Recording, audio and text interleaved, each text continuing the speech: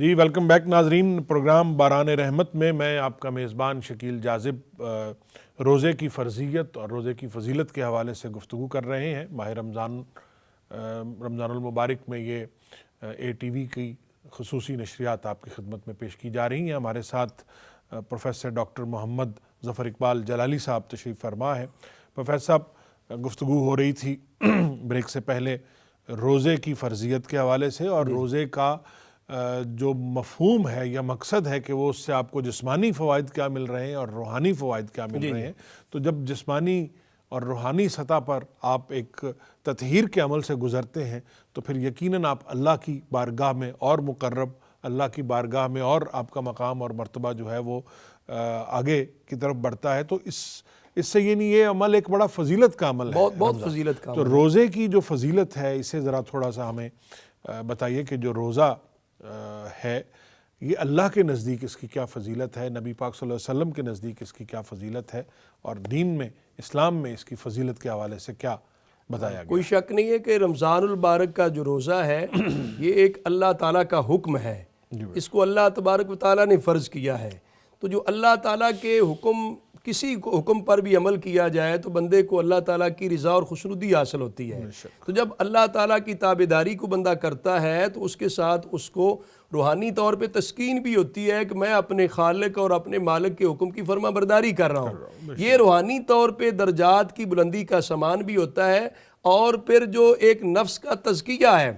روزے کی وجہ سے، جہاں کچھ جائز امور، جائز خواہشات جو ہیں جن کا پورا کرنا اسلام کے اندر جائز رکھا گیا، روزے کی وجہ سے ان کے اندر روک دیا گیا، منع کر دیا گیا۔ تو یہ اللہ تعالیٰ کے حکم کی تابعداری میں کیا گیا کہ جو شخص بھی ایسا کرے گا اس کو گویا کہ یہ اللہ تعالیٰ کا حکم ہوگا کہ اللہ کے حکم کے مطابق میں کر رہا ہوں، اس پہ اللہ تعالیٰ کی رضا اور خوشنودی ملے گی۔ یہ اس کے باطنی اور روحانی طور پہ اس کی تطہیر بھی ہوگی، تزکیہ نفس بھی ہوگا، اور اس کو اس کے بہت سارے روحانی فوائد و ثمرات بھی ہوں گے، درجات کی بلندی بھی ہوگی۔ اور خاص طور پر روزے کی وجہ سے جب مختلف قسم کے کبائر صغیر گناہوں کے ارتکاب سے اپنے آپ کو بچائے گا تو اس کے ساتھ بندے کو تقویٰ کی دولت ملے گی، جو کہ بندے کی زندگی کا ایک بنیادی مقصد ہے۔ تقویٰ تو بنیادی طور پر ہے ہی یہ، اس کے اگر ہم مفہوم کی طرف جائیں تو وہ اپنے آپ کو، اپنے دامن کو بچانے کا، تقویٰ کا معنی ہی بچانا ہے۔ جہاں اس پہ اندر وہ بچانے کا جو معنی پایا جاتا ہے، اور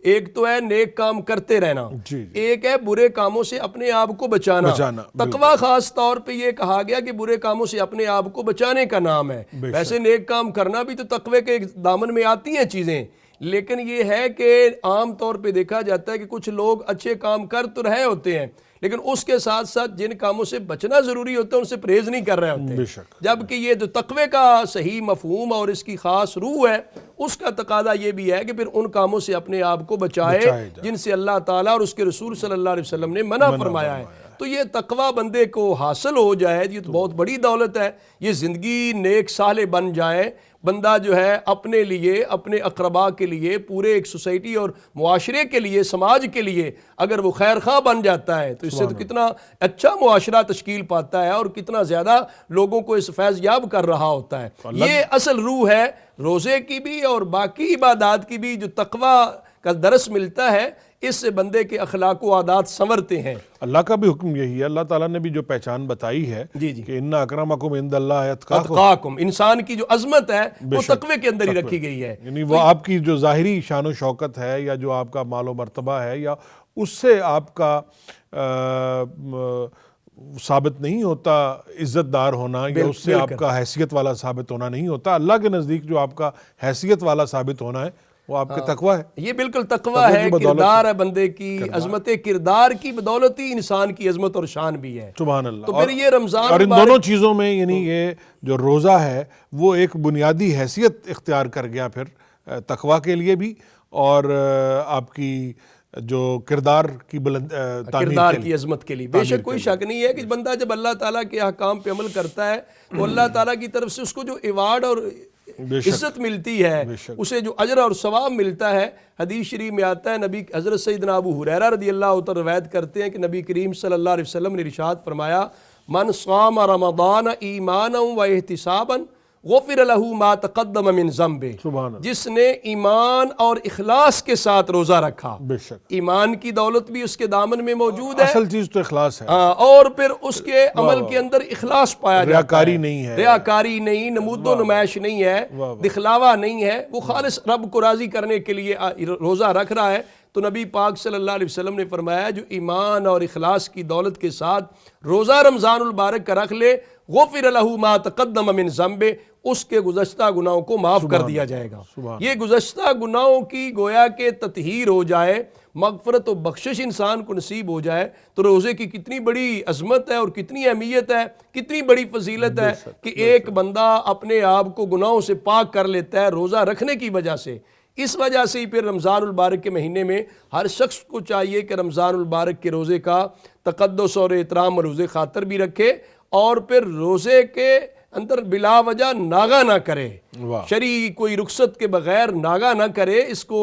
اہمیت دے اور سعادت سمجھے کہ رمضان المبارک کا روزہ میں نے رکھنا ہے، اس سے مجھے فائدہ کیا ہوگا، میرے گزشتہ گناہ معاف کر دیے جائیں گے، تقوی اور پرہیزگاری کی دولت نصیب ہوگی۔ تو لہذا رمضان المبارک کا روزہ جو ہے اپنے دامن میں بہت زیادہ عظمتیں اور برکتیں رکھتا ہے، ظاہری، باطنی، جسمانی اور روحانی طور پر فوائد و ثمرات رکھتا ہے، جس سے بندے کی اپنی ذات بھی فیض یاب ہوتی ہے اور اس کے اہل خانہ کو بھی برکتیں ملتی ہیں، اور اس کے اڑوس پڑوس میں اور پورے سوسائٹی اور معاشرے کے افراد جو ہیں ان کو بھی روزے سے فائدہ ہوتا ہے۔ تو سر اس میں ڈاکٹر صاحب یہ بھی ہے نا کہ بہت ساری عبادات ایسی ہیں جن کا اجر جو ہے وہ اللہ تعالیٰ نے متعین کر دیا ہوا، بتا دیا ہے کہ اچھا آپ کسی کو آپ کوئی خیرات یا زکوٰۃ دیں گے تو اس کا 7 گنا آپ کو یہاں ملے گا، 70 گنا جو ہے وہ آپ کو آخرت میں ملے گا۔ اسی طرح اور بہت ساری، تو روزے کے حوالے سے جو روزے کا اجر و ثواب ہے اس کا تو ذمہ اللہ تعالیٰ نے پھر اپنے پاس لیا۔ ماشاءاللہ، یہ نبی کریم صلی اللہ علیہ وآلہ وسلم نے جب اس بات کو بیان کیا تو اس کے شروع میں یہ بھی ارشاد فرمایا کہ بندہ مومن کی جو نیکی ہے، نیک عمل ہے، اس کو اللہ تبارک و تعالیٰ بڑھا کے 700 گنا تک بڑھا دیتا ہے، اور 700 گنا تک زیادہ اجر و ثواب کسی نیک عمل پر بھی رب تعالیٰ چاہے تو کسی کو عطا کر دیتا ہے اس کے خلوص کے بدولت۔ کسی کو ایک نیک عمل پر ایک ہی اجر مل رہا ہے، کسی کو 10 گنا، کسی کو 20 اور 700 گنا تک عمل بڑھتا ہے۔ تو نبی پاک صلی اللہ علیہ وسلم نے فرمایا الا الصوم، روزے کا یہ معاملہ نہیں ہے۔ سبحان اللہ۔ اور یہ جو فرمان ہے نبی پاک صلی اللہ علیہ وسلم کا، اس کو حدیث قدسی کہتے ہیں، جو بیان حضور کر رہے ہیں فرمان اللہ تعالیٰ کا ہے۔ تو رب تعالیٰ فرماتا ہے الا الصوم فَإِنَّهُ لِي وَأَنَا أَجْزِي بِهِ، سوا روزے کے، روزہ جو ہے نا وہ میرے لیے ہے خالص، اور میں ہی اس کی جزا عطا کروں گا۔ اس میں پھر محدثین کرام کہتے ہیں باقی نیک عمل کی جزا بھی تو اللہ تعالیٰ عطا کرے گا، روزے کا اسپیشل علیحدہ ذکر کیوں کیا؟ تو کہتے ہیں کہ اس کی جزا اسپیشل ہوگی، اور رب تعالیٰ نے جو فرمایا روزہ میرے لیے، اس لیے کہ باقی عبادات کی جاتی ہیں ان کے اندر ریاکاری، دکھلاوا زیادہ ہے۔ اب اس کا ایک بندہ ظاہر پتہ تو نہیں چل رہا روزے میں ہے یا نہیں ہے، اور پھر یہ بھی ہے کہ بند کمرے میں بھی اگر ہے، گھر کی تنہائی اور خلوت میں بھی، اور ادھر کوئی بھی نہیں دیکھ رہا، پھر بھی وہ کھاتا پیتا نہیں ہے، تو یہ ہے خالص روزہ اللہ کے لیے ہے، اور اللہ تعالیٰ فرماتا ہے اس کی جزا میں عطا کروں گا۔ اور محدثین کرام نے یہاں بڑا پیارا نقطہ ذکر کیا کہ اجزی پڑھا جائے پھر تو یہی ترجمہ بنتا جو میں نے پیش کیا، اگر آنا اجزا بھی ہی پڑھا جائے تو پھر مطلب یہ بنتا ہے کہ رب تعالیٰ فرما رہا ہے کہ روزہ میرے لیے اور روزے کی جزا میں خود ذات خداوندی ہوں۔ سبحان اللہ، کہ رب تعالیٰ روزے دار کو اپنے دیدار سے اللہ تعالیٰ اپنا دیدار کروائے گا، اپنی خاص تجلی عطا فرمائے گا۔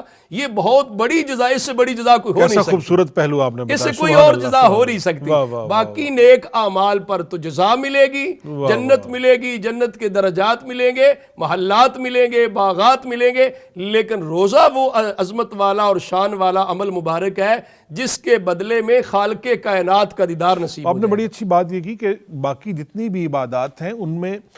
کسی نہ کسی حوالے سے ریا کا پہلو نکل سکتا ہے۔ یعنی آپ نماز پڑھ رہے ہیں تو ہو سکتا ہے آپ لوگوں کو دکھانے کے لیے نماز پڑھ رہے ہیں، آپ سخاوت کر رہے ہیں، زکوٰۃ دے رہے ہیں تو آپ لوگوں کو دکھانے کے لیے وہ دے رہے ہیں، آپ حج عمرہ کر رہے ہیں آپ لوگوں کو دکھانے کے لیے کر رہے ہیں۔ روزہ تو ایک خالصتاً آپ کا ایک ذاتی فعل ہے اور ذاتی عمل ہے،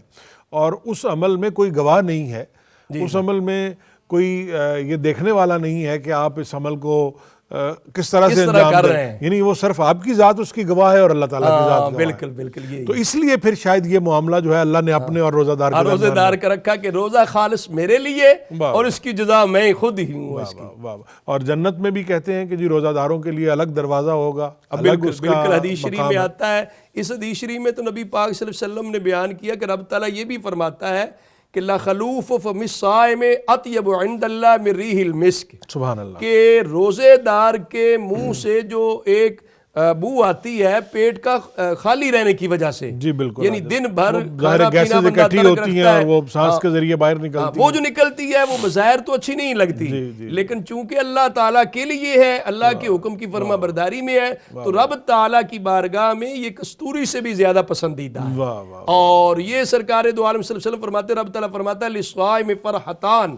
روزے دار کے لیے دو خوشیاں بھی ہیں، اچھا، فرحتن عند فطر و فرحتن عند لقاء ربہ۔ واہ، ایک تو روزے دار کو خوشی ہوتی ہے جب دن بھر بھوکا پیاسا رہتا ہے، جب افطاری کا ٹائم آتا ہے افطاری اللہ کی کرتا ہے نعمتوں اس سے کو لطف خوشی اندوز ملتی ہوتا ہے، ہے، بالکل۔ اور دوسری یہ بھی ہے کہ فرحتن عند لقاء ربہ، رب تعالیٰ کی ملاقات جب ہوگی نا تو رب کا دیدار نصیب ہوگا، وہ بندہ روزے دار کے لیے بہت زیادہ خوشی کا سامان ہوگا۔ واہ واہ۔ تو اس روزے پر جو ہے رب تعالیٰ کی طرف سے بہت زیادہ اجر اور ثواب دیا گیا ہے، اور باقاعدہ ایک حدیث شریف میں تو آیا کہ باقی نیک اعمال پر اجر اور ثواب جو ہے وہ محدود ہے جو دیا جائے گا سوا روزے کے۔ روزہ جو ہے اس کا اجر و ثواب بے حساب ہے، وہ بغیر حساب و کتاب کے دیا جائے گا۔ دنیاوی لذتیں بھی ڈاکٹر صاحب جو ہیں وہ جب ان میں کوئی تھوڑا ایک تعطل آتا ہے تو ہمیں وہ نعمت اور وہ لذت اس کا ایک الگ ذائقہ محسوس ہوتا ہے۔ ناظرین محترم، پروفیسر ڈاکٹر محمد ظفر اقبال جلالی صاحب ہمارے ساتھ تشریف فرما ہے، اور ان کے ساتھ ہم رمضان المبارک کے خصوصی پروگرام باران رحمت میں روزے کی فرضیت اور روزے کی فضیلت کے حوالے سے گفتگو کر رہے ہیں۔ یہ گفتگو کا سلسلہ جاری ہے۔ ابھی وقت ہوا ہے ایک بریک کا، ہمارے ساتھ رہیے گا، ہم تھوڑی دیر میں آپ کی خدمت میں دوبارہ حاضر ہوتے ہیں۔